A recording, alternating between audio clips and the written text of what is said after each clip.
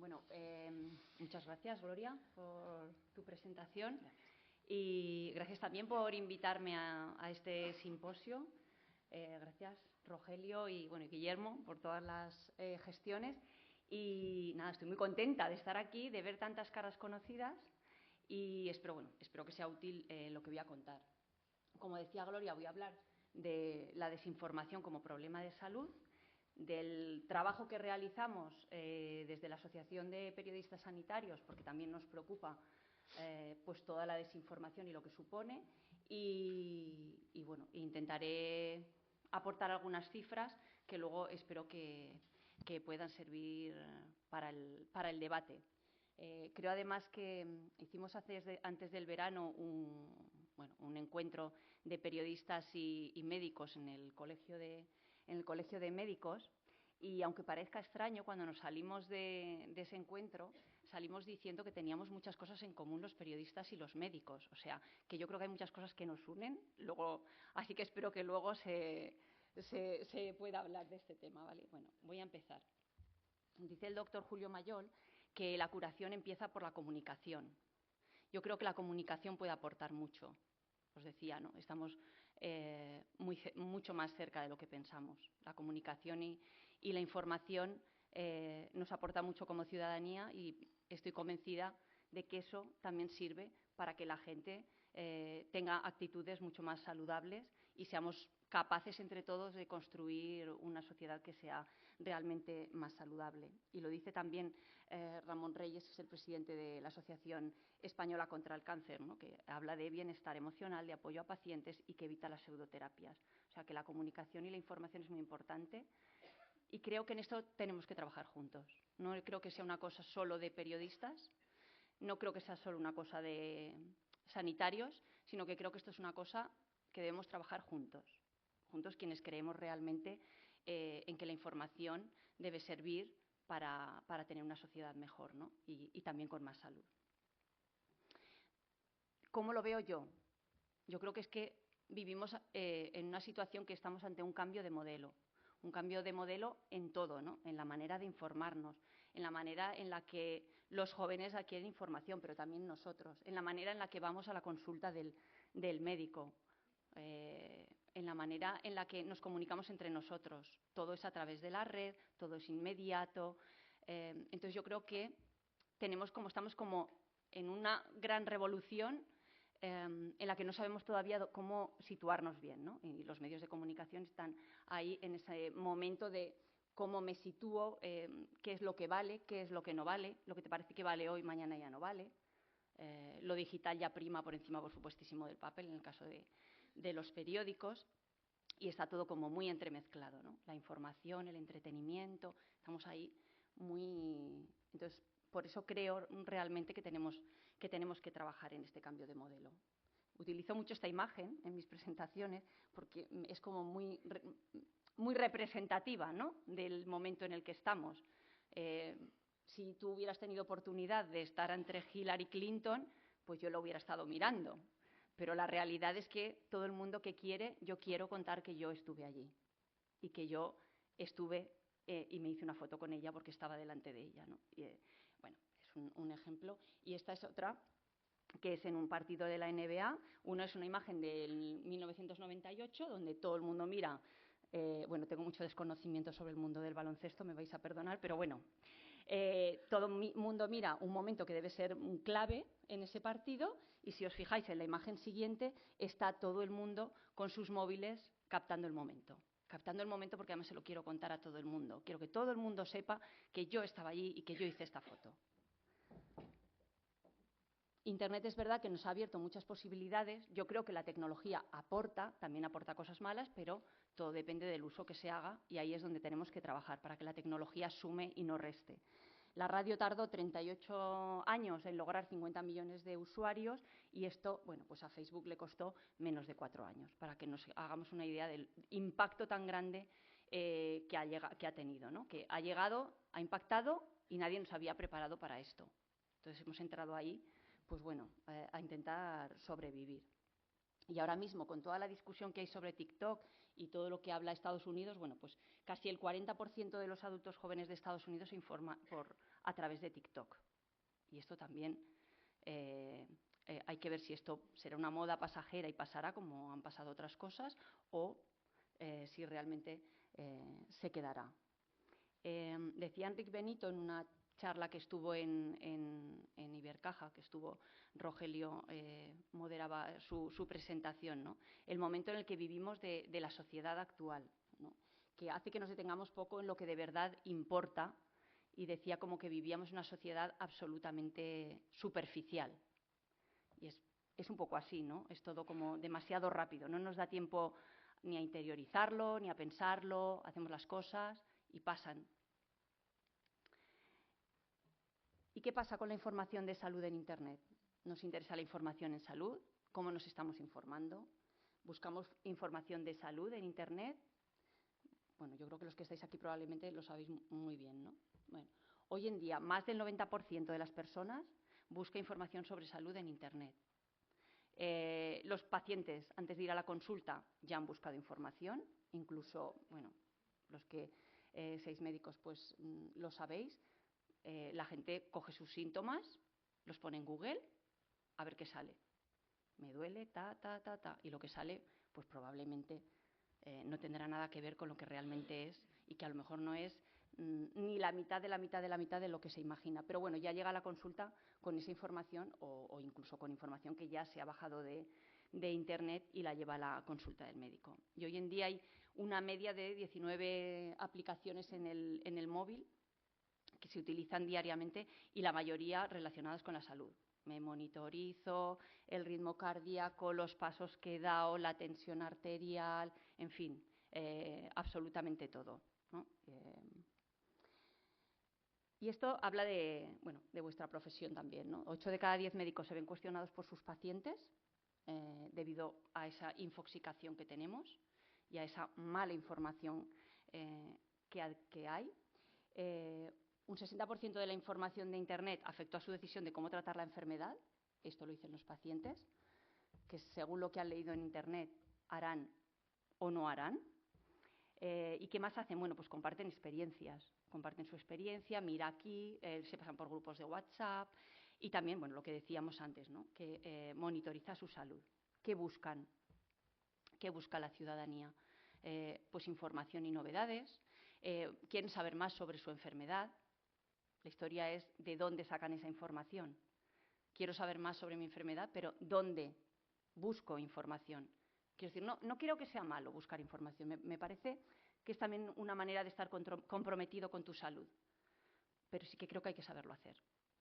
Y en esto por eso digo que tenemos que trabajar, creo mucho en el trabajo conjunto de profesionales sanitarios, asociaciones de pacientes y periodistas. Creo muchísimo en ese tipo, en ese formato de trabajo y en todo lo que podemos hacer. Y nuestro compromiso. Bueno, también quieren encontrar a otros pacientes y a veces los encuentran. Conocemos muchas experiencias de gente que se ha sentido sola y a través de Facebook ha logrado crear un grupo dentro de Facebook de personas que tienen la misma patología que esa persona, o sea, y que se han encontrado. Recuerdo a la Asociación de Cáncer de Mama Metastásico, Amparo, que además falleció hace poco. Amparo fue un poco así. Se consiguieron unirse todas a través de un grupo de Facebook. Hicieron grandes cosas y están haciendo grandes cosas. Me parece muy importante. Por eso digo que la tecnología no es mala en sí, es cómo la usamos y lo que necesitamos regular para que esto funcione. Bueno, pues también buscan dudas sobre fármacos, los síntomas, qué síntomas tengo, por qué los tengo.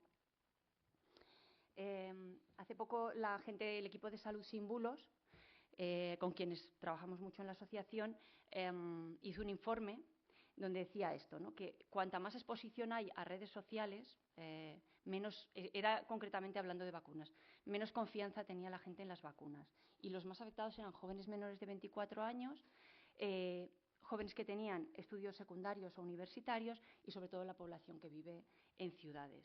Y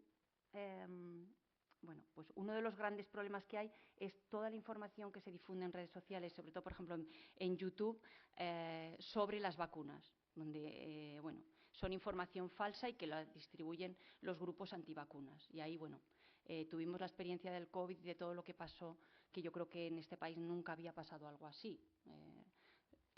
Siempre se tenía como que las vacunas no éramos una sociedad, bueno, y no creo que seamos, yo creo que al final las tasas de vacunación fueron muy altas, pero bueno, sí que estuvo ahí mucha gente muy intoxicada por lo que leían en redes sociales y todas las barbaridades que se decían. Nunca hubo tanta información y al mismo tiempo estamos tan desinformados. O sea, nunca hemos podido acceder a tantos datos, a tantos informes, a tantos estudios, a tantas cosas y que realmente haya tanta desinformación. O sea, que esto me parece brutal. Dice Rosa María Calaf que el ciudadano cree que está informado, pero solo está entretenido. Y yo, la verdad es que estoy de acuerdo. Y es también una de las cosas que siempre digo, que deberíamos separar muy bien la información del entretenimiento. Que, aunque suene esto ya muy viejuno, porque ya soy mayor, pero yo creo que cuando se habla de información deberían ser los servicios informativos, en el caso, por ejemplo, de las teles, quienes dan la información.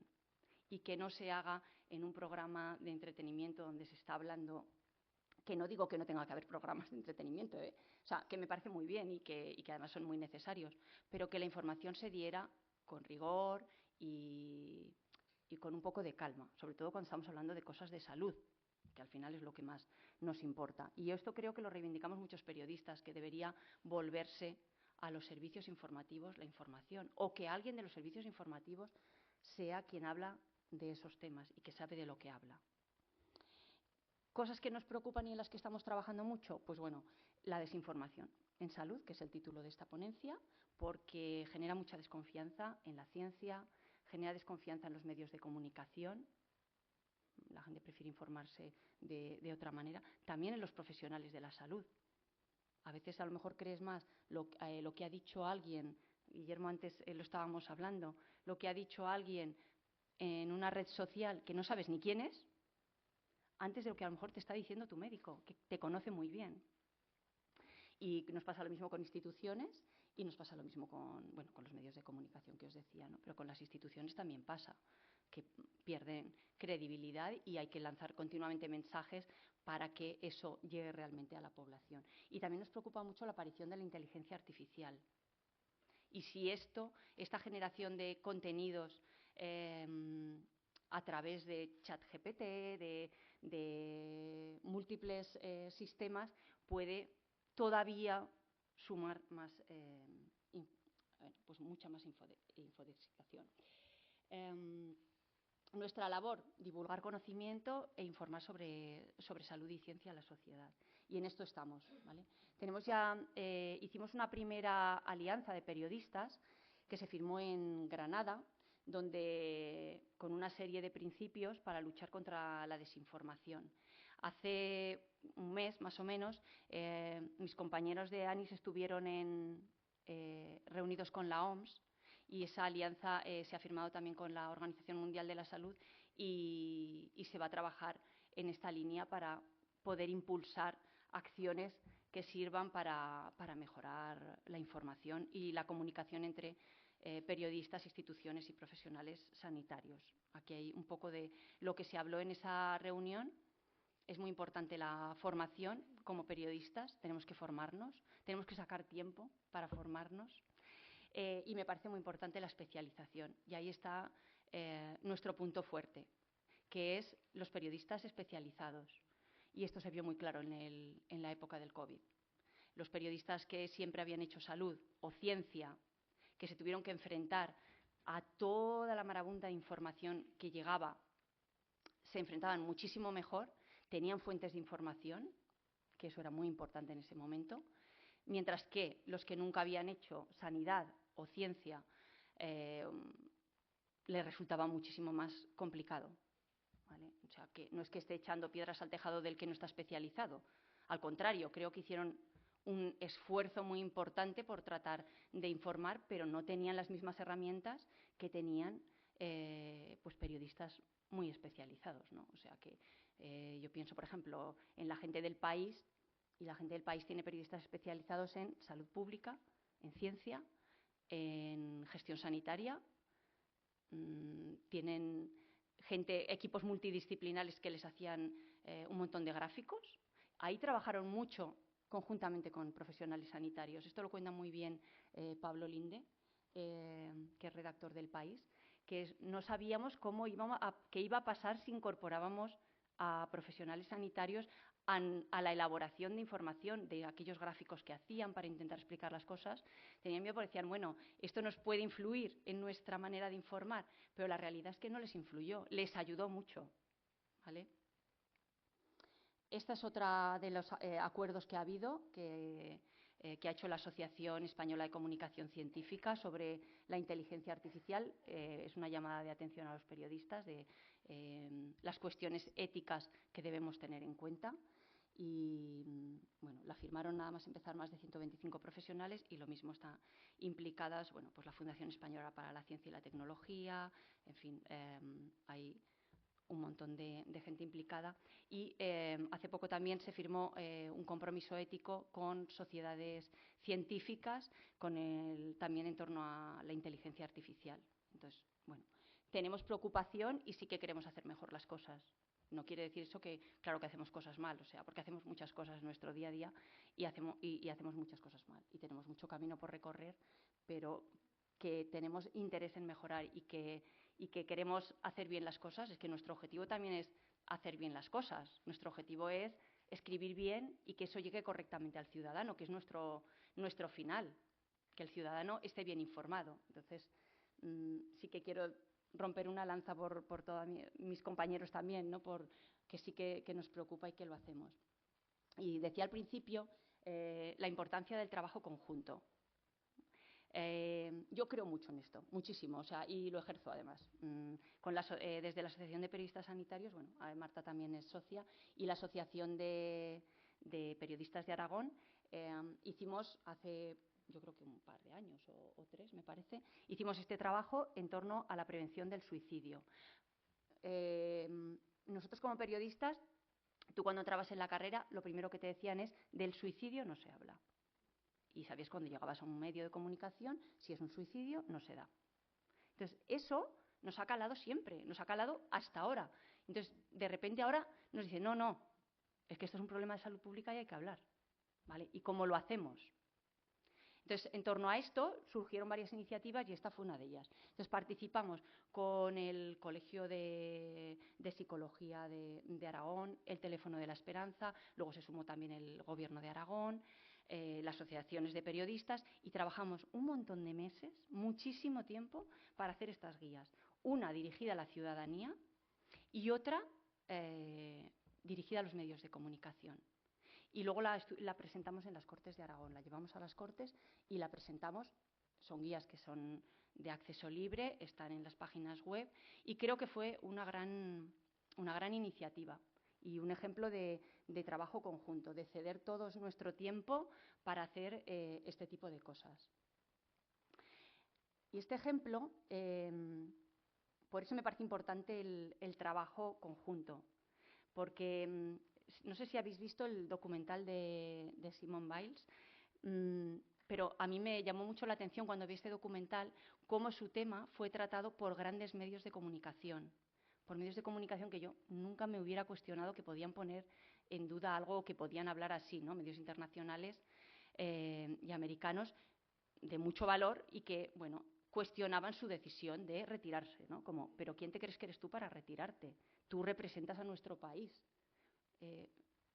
Yo creo que eso ahora nos chirría a todos. Probablemente en aquel momento no, en 2020 a lo mejor no, pero ahora yo creo que nos chirría, ¿no? Entonces ella decía, tengo que concentrarme en mi salud mental y en el documental también dice, todo el mundo te ve como una heroína, todo el mundo te ve como que eres lo más y tú eres una persona normal, con tus dudas, tus miedos y que eso también le había condicionado mucho, ¿no?